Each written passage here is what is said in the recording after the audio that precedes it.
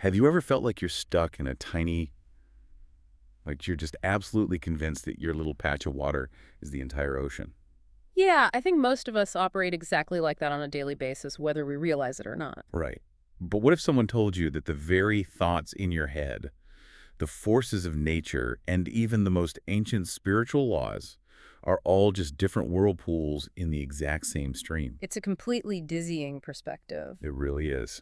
Welcome, everyone. I am deeply thrilled to have you joining us for another deep dive for the Simplified Summary YouTube channel. It is great to be here to unpack this one. We have some incredible material today. We really do. Yeah.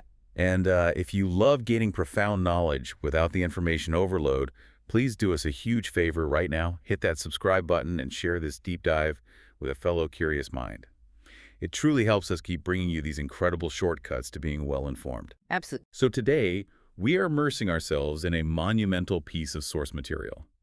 We're looking at the complete works of Swami Vivekananda, specifically focusing on Volume 4, which contains his most groundbreaking speeches, his formulation of modern Hinduism, and his really intricate teachings on the yogas. And it is worth noting right up front that if you open Volume 4 looking for traditional poems, with standard rhyme and meter, you might be surprised. Yeah, exactly.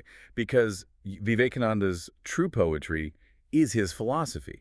The texts themselves declare this beautifully. They say not only is Vedanta the highest philosophy in the world, but it is the greatest poem. That is such a perfect framing for what we are going to talk about today. Okay, let's unpack this. Our mission today is to distill the absolute core of Vivekananda's framework.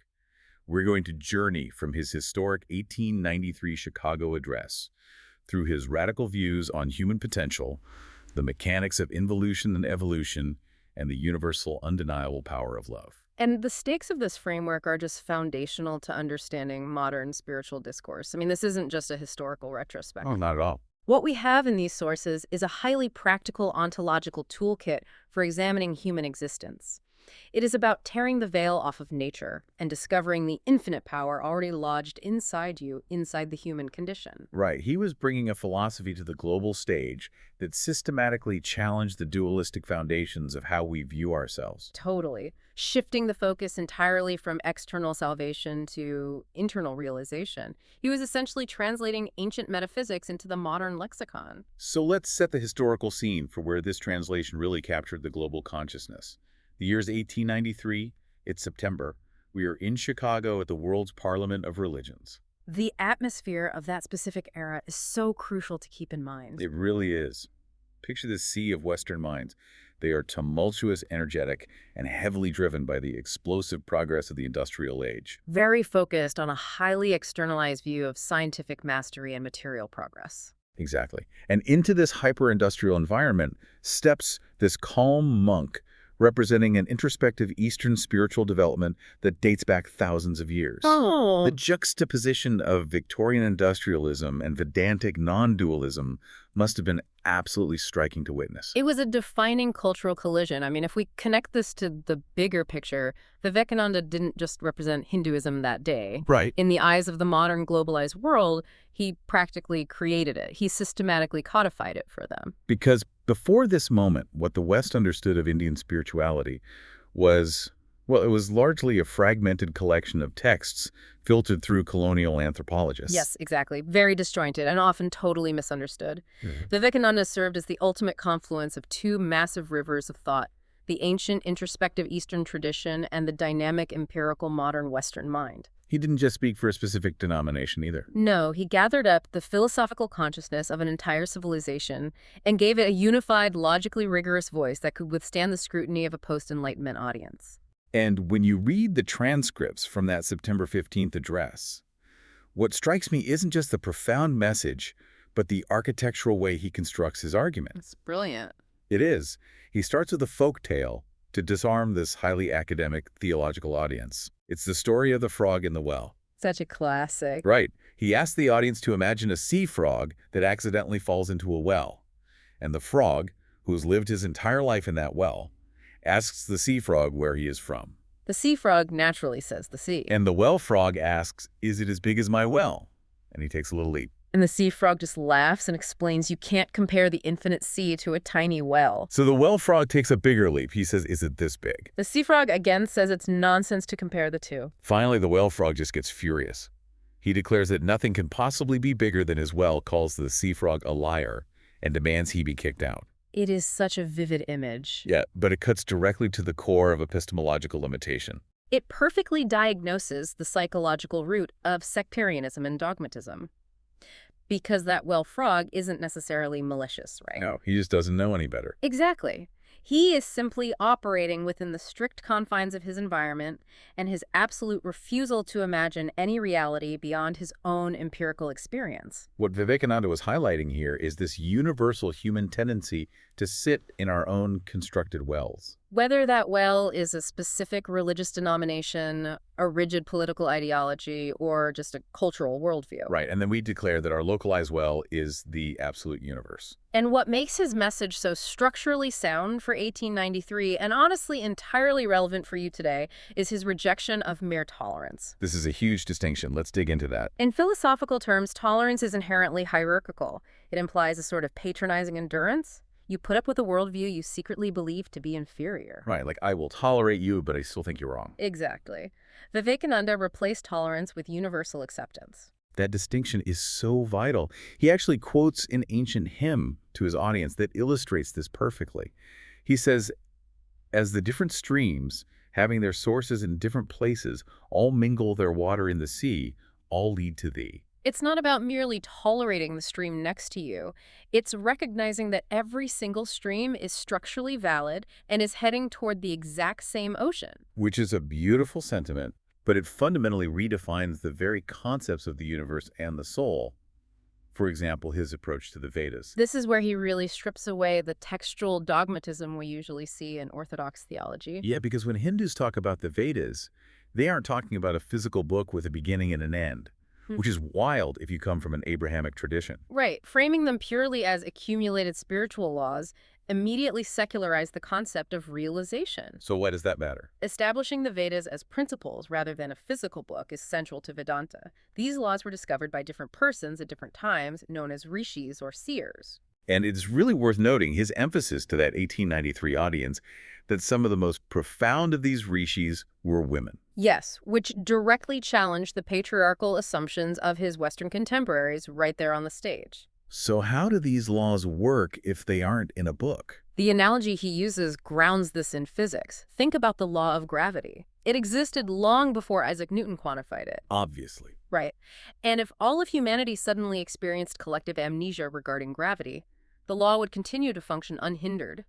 Apples would still fall. So in the identical way, the moral, ethical, and spiritual relations between souls are eternal laws. Exactly. They exist independently of any physical text or historical revelation. Therefore, a religion based on these laws isn't confined to a historical event or a single prophet.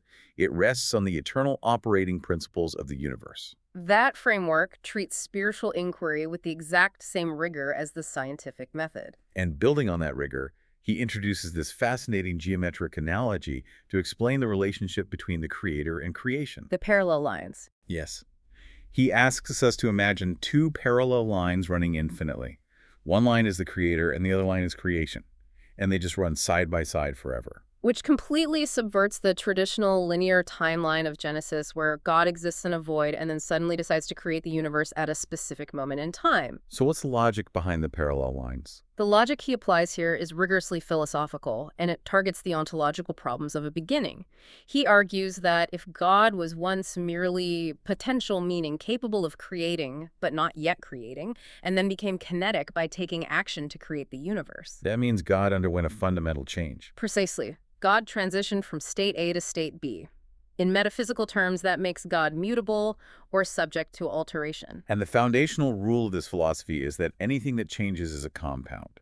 And anything that is a compound must eventually break down, decay, and cease to exist. Exactly. If God is mutable, God would eventually die, which is an absolute absurdity within the framework of an infinite being. Therefore, the only logically sound conclusion is that there was never a time when creation did not exist. The parallel lines of creator and creation must be equally endless and beginningless. The universe is continually being projected, running its course, and then drawing back in an endless cosmic respiration. That cyclical model of the universe beautifully sidesteps the paradoxes of a singular creation event. But it brings up the ultimate problem of theodicy. The problem of evil and suffering. Right, the vindication of divine goodness in the face of all the misery in the world. I mean, if we are looking at this from a purely logical standpoint, why is one person born into optimal conditions, healthy and happy, while another is born into absolute misery? It's the oldest theological question. Have you ever wondered about that? Yeah. Because if a single omnipotent creator simply willed it to be that way, wouldn't that make him cruel and partial? It implies a level of cruelty that completely contradicts the idea of a perfectly loving divine presence. So how does Vivekananda solve this? That is precisely the contradiction that the law of karma addresses. Vivekananda's answer, drawn from Vedantic logic, totally removes the concept of a cruel fiat dictated by an arbitrary being. Instead, he applies the law of cause and effect directly to the soul. Yes. Just as a physical body inherits specific genetic tendencies from its biological lineage, the soul carries over spiritual tendencies, or samskaras, from its previous iterations. So you're saying you are the architect of your own current state. Exactly. The universe is essentially a neutral mechanism. It just provides the exact environment necessary for you to work through the tendencies you have generated in past lives. This framework completely removes the idea of a punishing or rewarding external deity. It places the ontological responsibility and therefore the ultimate power to change squarely on the individual. And because he places all the responsibility on the individual, Vivekananda fundamentally rejects the theological concept of humans as miserable sinners. Here's where it gets really interesting. He stands before a Western audience deeply steeped in the Augustinian concept of original sin, and he dismantles it entirely. He doesn't just dismantle it, he aggressively rejects it. He uses this soaring, triumphant rhetoric. He proclaims, "Hear you children of immortal bliss, and come up, O lions, and shake off the delusion that you are sheep." He literally categorizes calling a human being a sinner as a standing libel on human nature. That represents a massive, radical departure from guilt-based models of religion, which usually rely on a framework of inherent unworthiness to necessitate external salvation. To understand why he can boldly categorize humans as lions and children of immortal bliss, we have to look at the Advaita Vedantic conception of the soul. Okay, let's break that down. According to this non-dual philosophy, the soul is described as an infinite circle whose circumference is nowhere but whose center is located in the body. That geometry is crucial. It changes everything. You are not a limited physical body that just happens to possess a soul as an accessory. Right, you are a free, unbounded, immortal spirit that is temporarily utilizing a body as an instrument of experience. So the impurity, the weakness, the conceptual sin, these are all just temporary dust on the mirror of your true self. The core of your being is already and has always been absolute perfection. He completely inverts the standard theological narrative. Mhm. And in doing so, it changes the very definition of atheism. This is one of my favorite points he makes. In standard Western parlance, an atheist is someone who rejects the existence of a supreme being separate from the universe. But in Vivekananda's Vedantic framework, the supreme being isn't separate. Right. Therefore, an atheist isn't someone who doubts an external God in the sky. An atheist is someone who does not believe in themselves. That redefinition is so profound. Not believing in the inherent glory and infinite potential of your own soul is the true atheism in Vedanta. It is the ultimate rejection of the divine, because the divine is not residing in a distant heaven. It is the fundamental reality of who you are. To deny your own infinite nature is to deny the existence of the divine altogether. So the application for you listening here is about self-realization rather than external petitioning. If you are sitting in a dark room complaining about the absence of light, the room remains dark. Crying about the dark won't make it brighter. The capacity for illumination is already within you. The task is simply to strike the match. It's a gospel of human strength.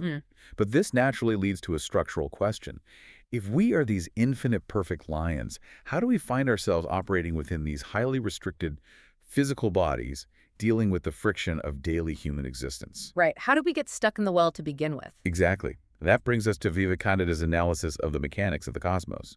He begins this by pointing out the severe epistemological limits of human reason. Reason is incredibly effective within its designated sphere, right? Organizing empirical data, building infrastructure, managing economies. But when tasked with answering the absolute big questions regarding the soul or the origin of existence, reason hits a wall. Reason just says, I am agnostic. And what's fascinating here is how Vivekananda harmonizes this with modern science. He doesn't discard reason or retreat into blind faith. He simply maps its boundaries. He aligns Vedanta with physics by pointing out that the physical universe is one continuous unbroken mass of matter and energy. From a strictly scientific standpoint, there is no absolute physical boundary between the molecules that make up your body, the air you breathe, and the sun that warms the earth. It is all one unified ocean of matter. A table, a star, a human being, these are just different temporary whirlpools in the exact same rushing stream. The forms are constantly in flux, the water flows in and out, but the stream itself is one continuous non-dual reality. Building on that alignment with physical science, he offers a brilliant critique of the theory of evolution, which was obviously the dominant scientific paradigm of the late 19th century. He doesn't deny the mechanics of Darwinian evolution at all, but he points out a logical flaw in how the mechanism is philosophically interpreted. He relies on a fundamental law of physics. You cannot extract something from a machine that was not inputted into it first. You can't put coal and water into an engine and generate more kinetic energy than the potential energy you originally supplied. The logic applied to human development here is inescapable.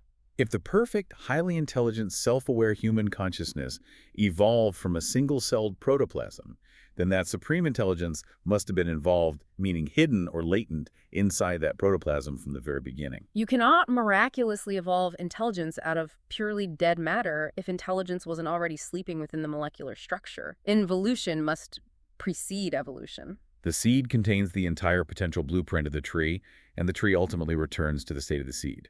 Therefore, the highest manifestation of human consciousness, what he refers to as the Christ man or the Buddha man, is simply the uncoiling, the full expression of what was already tightly packed into the most microscopic atom. Evolution is just the gradual unwinding of a previously involved perfection. It's essentially the universe slowly extracting its own latent potential over countless iterations. And the energy driving this entire mechanism of action is subject to absolute, inescapable laws. He uses the analogy of a dynamo and electricity. Right. In electrical theory, power that leaves a dynamo must eventually complete the circuit and return to its source. Applied to human action, this means every single impulse of love or hate you project into the world must complete its circuit. It is a mathematical certainty that it will return to you.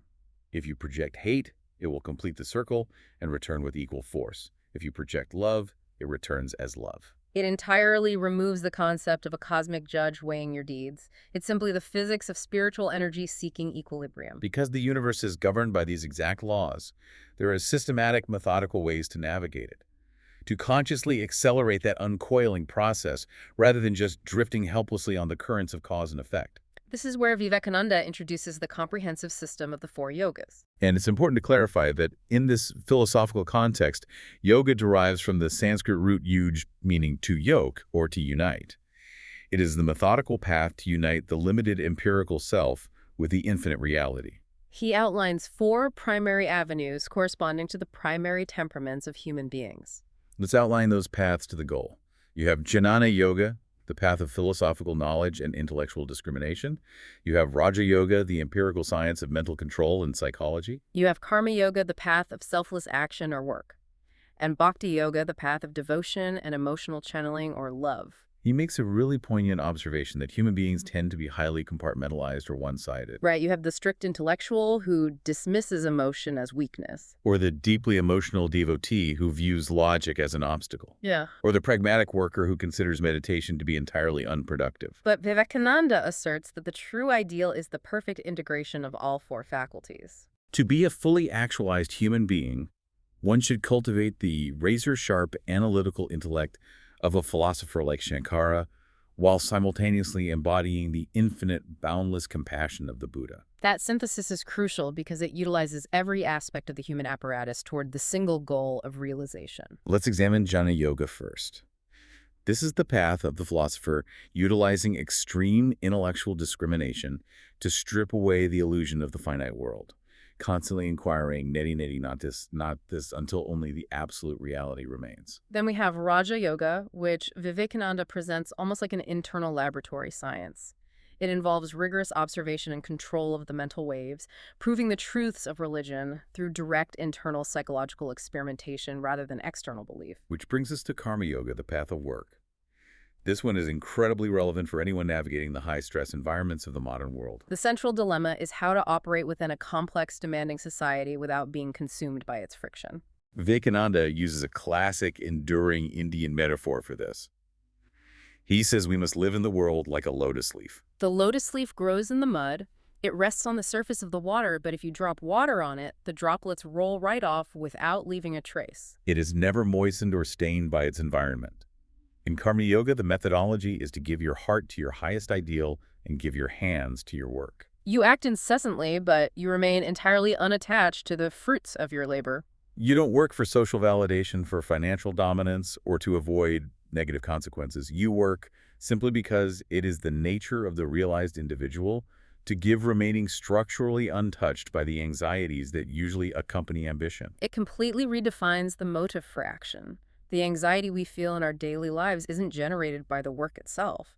It is generated by our attachment to the specific outcome of that work. Karma Yoga severs that attachment, allowing for action that is purely expressive rather than transactional. Now, I really want to transition to Bhakti Yoga, the path of love, because the sources present a perspective on the mechanics of love that radically disrupts our conventional understanding. It really does.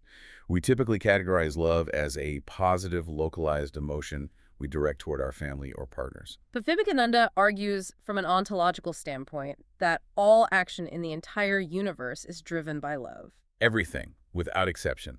It is a deeply challenging concept that requires us to strip away our sentimental definitions of love. He posits that love is the singular unifying motive power of the cosmos. It is the fundamental force of attraction.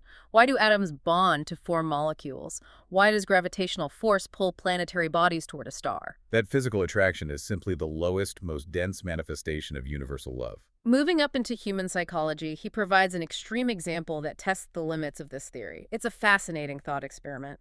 Imagine a room. At one desk, a great philanthropist is writing a check to fund a hospital for thousands of people.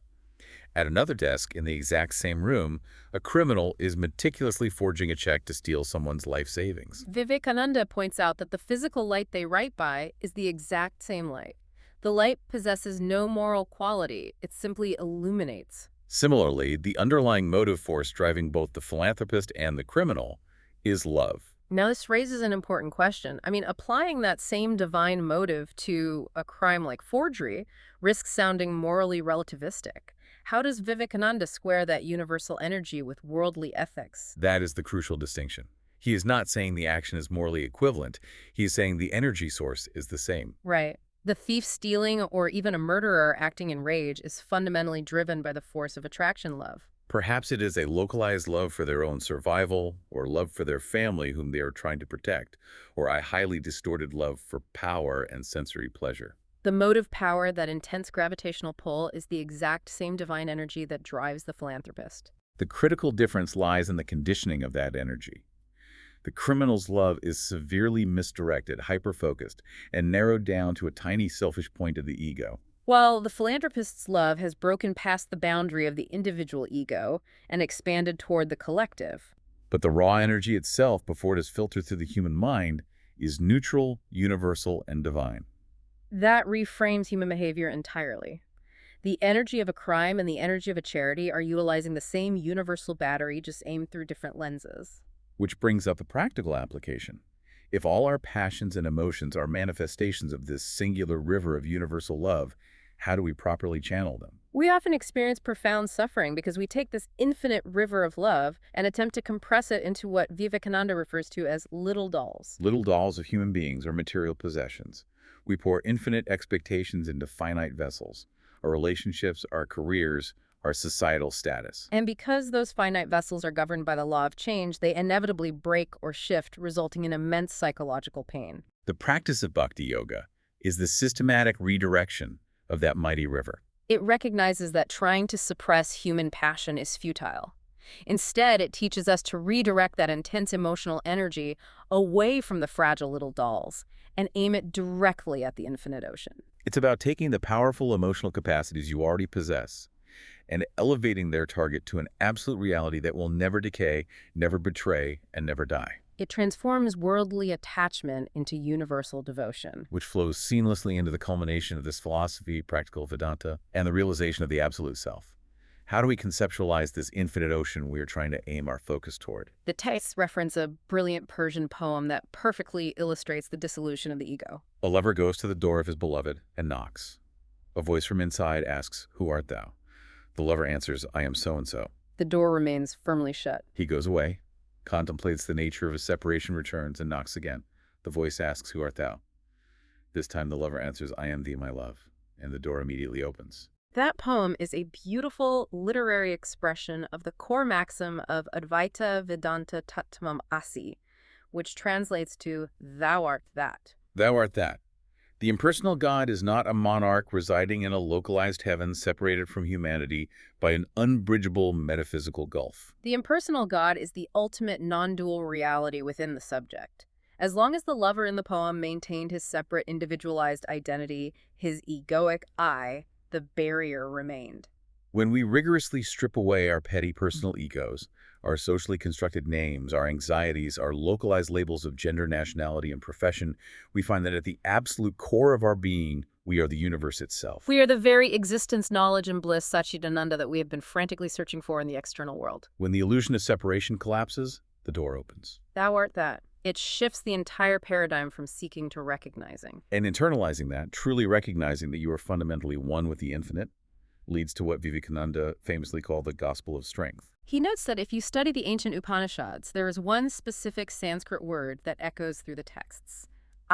Fearless. The ultimate instruction is to be fearless. And we must understand the ontological root of fear to understand why fearlessness is the goal. Fear is the natural, inevitable byproduct of feeling separate, small, and vulnerable in a vast, seemingly hostile universe. If you identify strictly as a physical body, you must logically fear disease and death. If you identify as a social ego, you must logically fear disgrace and failure. But if you shift your identification to the infinite, non-dual soul, what can possibly inflict harm upon you? Fire cannot burn, the absolute water cannot drown, its swords cannot pierce it. Recognizing your true nature doesn't just bring peace, it brings an unshakable, structurally sound strength that renders external threats powerless. He shares a striking historical anecdote to illustrate the sheer magnitude of this psychological strength. He describes Alexander the Great, the absolute conqueror of the known material world, standing at the banks of the Indus River. Alexander encounters an Indian Sannyasin, a monk, who has renounced all material possessions and social ties, sitting naked on a block of stone. Alexander is captivated by the depth of the man's wisdom and orders the monk to accompany him back to Greece, offering immense wealth and elevated status. The Sannyasin simply smiles and declines. Alexander, accustomed to absolute, unquestioned obedience, draws his sword and threatens, "I will kill you if you don't come." And the monk bursts out laughing. He replies, "You never told such a falsehood in your life as you tell just now. Who can kill me? Me you kill, emperor of the material world? Never. For I am spirit unborn and undecaying. I am the infinite." Alexander, commanding the greatest military force on earth, found himself completely powerless before a mind that had entirely conquered itself. It is the ultimate demonstration of true power. True power is not the capacity to subjugate others or manipulate the external environment. It is the absolute mastery of your own internal nature. And Vivekananda applies this principle not just to hermits meditating in forests, but to the broader architecture of human society. He critiques the prevailing reform methods that attempt to fix the world's problems by constantly emphasizing human weakness, sin, and failure. He argues that weakness can never cure weakness. Dirt cannot wash away dirt. You do not elevate a human being by constantly reinforcing their flaws or insisting on their inherent brokenness. The only functional way to fix our problems is to awaken the inherent infinite strength that is already dormant inside every single person. When you teach people they are fundamentally divine, they will naturally begin to act with the dignity, compassion, and power appropriate to that divinity. So what does this all mean? Synthesizing all of these profound concepts, what does this framework mean for you, the listener, navigating your life today? It means a fundamental paradigm shift in how you construct your identity. You are not a tiny, fragile boat being tossed around in a terrifying tempest of cause and effect. You are the infinite ocean itself. You are not a miserable sinner doomed to fail. You are a child of immortal bliss. Your mind, your intellect, the physical world surrounding you, they are all simply the looking glass of nature. That is the most practical, actionable realization of this entire philosophy. The next time you find yourself feeling completely overwhelmed by the complexities of the world, by global events, by professional demands, by interpersonal conflicts. Remember that the glass of nature is only reflecting the knowledge and the reality that is already pre-existing within your own soul. You have the power to break the chain of limitation. You are the source projecting the light. You are the one who has unconsciously put on the heavy chain of limitation, which logically means you possess the absolute power to dissolve that chain at any given moment. The spiritual journey is not about acquiring something new. It is simply about waking up and remembering who you have always been. Exactly. If this deep dive brought you value, an aha moment, or just provided a structurally new way to look at your own inherent potential and strength today, please subscribe to the Simplified Summary channel. And take a moment to share this audio with someone who might be sitting in the dark right now, unaware that they hold the match. I want to leave you with one final lingering thought, drawn directly from the architecture of these texts. It's a powerful one. Vivekananda proposed that time, space, and causation, the very structural rules of the universe, only came into existence when you became limited, when the infinite assumed the boundaries of a body and a mind. Think about that. So as you move through your day today, looking at the clock ticking on your wall, measuring the physical distance to your next destination, or feeling the weight of impending deadlines, ask yourself, are these limits actually real? Or are they just the complex, highly immersive rules of a game that your own infinite immortal soul invented simply for the joy of playing?